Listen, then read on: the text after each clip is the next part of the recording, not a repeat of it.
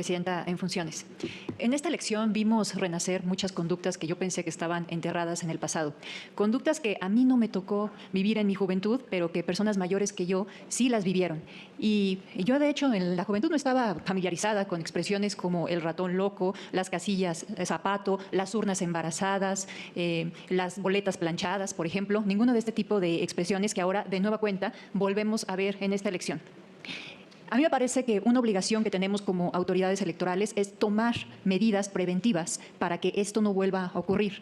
Y estoy convencida que necesito y que debo de poner mi granito de arena para que esto no vuelva a repetirse en futuros procesos electorales. En esta elección advertimos casillas seccionales que registraron una participación ciudadana igual al 100% de su listado nominal. En una elección con una participación ciudadana del 13% a nivel nacional, parece poco creíble que eso ocurra. Pero peor aún, porque también tuvimos algunas casillas que tuvieron una participación ciudadana de más del 100%, lo cual no puede ocurrir.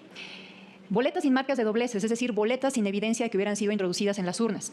Y aunque en los lineamientos para la preparación y desarrollo de los cómputos distritales se previó que si se encontraran boletas que no presentaran signos de haber sido introducidas en las urnas, estas serían consideradas inválidas, existen casos en los que sí fueron computadas, como en San Luis Potosí, en el Distrito 4.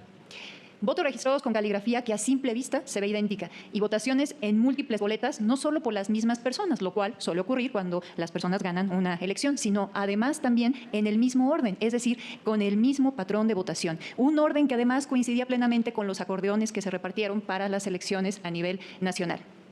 Casillas en las que para que hubieran podido votar el número de personas que se reporta, tendrían que haber permanecido abiertas 29 horas. Reportes de casillas donde uno o más candidatos recibieron la totalidad de los votos, estas llamadas casillas zapato. Casillas en las que se reportó que los paquetes electorales contenían boletas que ya estaban marcadas o que durante la jornada electoral personas ajenas a la casilla llevaban boletas previamente marcadas para introducirlas a las urnas. Reportes de que en algunos casos se permitió que una persona electora votara varias veces. Mención aparte, por supuesto, merece los denominados acordeones. El 23 de mayo, unos días antes de la jornada electoral, se denunció una novedosa forma de fraude electoral, la distribución de los denominados acordeones, que contenían el nombre y el número de ciertas candidaturas por las que se debía votar en cada una de las 6 boletas federales que recibiría la ciudadanía el 1 de junio. Por supuesto que esto también lo vimos replicarse a nivel local, pero me voy a abocar exclusivamente a lo que es competencia del INE, que es a nivel nacional. El hecho es gravísimo porque constituye una amenaza directa a la libertad y autenticidad del voto. Por esa razón, el Consejo General del INE, en la sesión extraordinaria del 29 de mayo, por primera vez, motu propio, dictó un acuerdo de medidas cautelares en su vertiente inhibitoria. Ciertamente, ya lo había hecho una vez anterior este Consejo General, pero fue en acatamiento de una instrucción de la Sala Superior. Esa fue la primera vez, la que tuvo que ver con los acordeones, que este Consejo General, por iniciativa propia, dictó una medida cautelar, y no lo hizo la Comisión de Quejas y Denuncias. El objetivo de esta medida cautelar fue claro: evitar que una conducta posiblemente infractora continuara. Sin embargo, el problema que enfrentamos fue que, al no tener certeza de quién o quiénes estaban detrás de esta conducta, la medida cautelar fue genérica. Entonces se dirigió a personas servidoras públicas, a partidos políticos y en general a cualquier persona física. Y creo que esta cuestión también imposibilitó el hecho de que nosotros pudiéramos ser mucho más eficaces con esta medida. Creo que el hecho de que no pudiéramos dirigir la medida a un actor político concreto fue aprovechado para que, como consta en el CIGE, el propio día de la jornada electoral se estuvieran repartiendo acordeones en las casillas. Y aquí quiero reiterar el reconocimiento que en su momento también hice al funcionario de mesa directiva de casilla, porque lo cierto es que consta en el CIGE que en la mayoría de los casos en que esto ocurrió, pero en una abrumadora mayoría, lo que hicieron el funcionario de mesa directiva de casilla es salir e inhibir esa conducta y pedirle a las personas que se retiraran.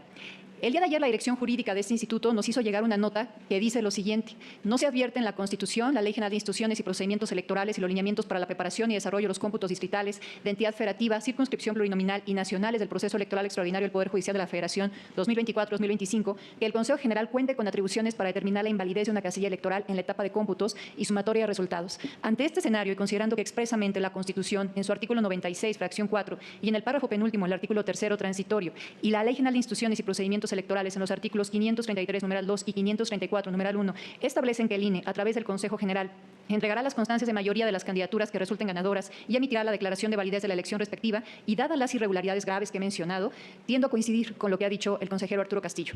No se trata de una posición personal ni política. Es una decisión institucional basada en los principios que rigen nuestra función electoral y en el compromiso irrenunciable con la defensa del voto libre y auténtico. Declarar válida una elección en estas condiciones representaría enviar un mensaje preocupante a la ciudadanía que, aún con evidencias claras de irregularidades, las elecciones pueden considerarse válidas. Que no hay consecuencias ante estas conductas, y eso puede propiciar que en futuras elecciones no solamente se repitan, sino que se multipliquen. Mi deber como integrante de este órgano colegiado es defender la legalidad, preservar la integridad del sistema electoral y proteger el derecho de la ciudadanía a emitir un voto auténtico, libre de cualquier tipo de presión o coacción. No podemos permitir que estas prácticas se repliquen en el futuro y para ello es necesario asumir con seriedad la tarea de prevenir cualquier conducta que vulnere la confianza ciudadana en las elecciones. Nuestra legitimidad como autoridad electoral depende de ello. Si bien es cierto que en el punto en el que nos encontramos no tenemos certeza de la magnitud de la afectación que representaron estas irregularidades, lo cierto es que debemos preservar y mantener la integridad del proceso electoral, lo que se traduce en salvaguardar la pulcritud del mecanismo que nos hemos dado para elegir a nuestros gobernantes y ahora a nuestras personas juzgadoras. Existe información de que varias irregularidades en las que hay indicios de la intervención de CAEs, supervisores electorales e incluso presidentes de mesa directiva de casilla se concretaron con amenazas graves a su integridad física.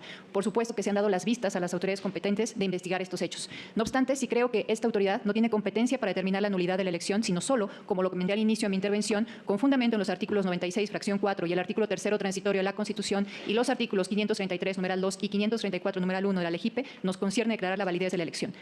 Por ese motivo, votaría en contra del punto de acuerdo primero, específicamente en el punto 2.2, y aprovecho esta intervención para pedir una reserva del punto 2.1 por un tema particular que quiero comentar con relación a ese. Gracias, presidente.